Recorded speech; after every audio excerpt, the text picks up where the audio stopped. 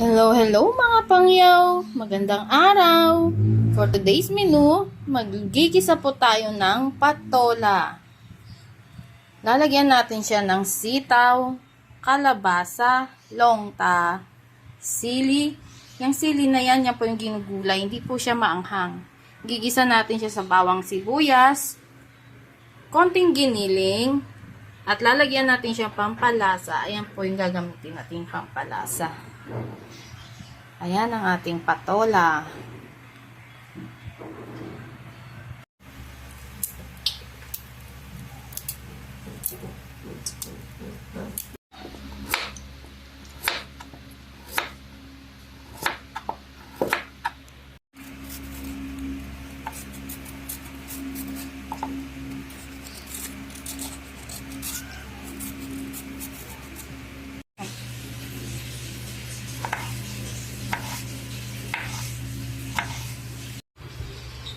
Ito na po ang ating mga gulay.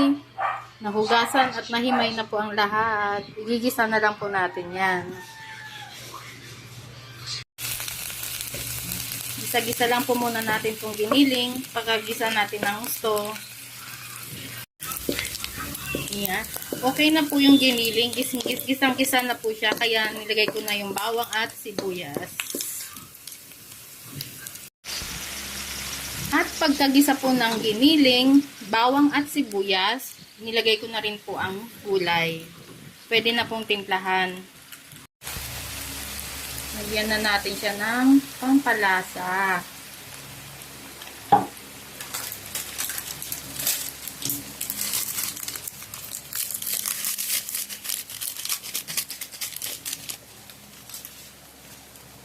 At konting tubig.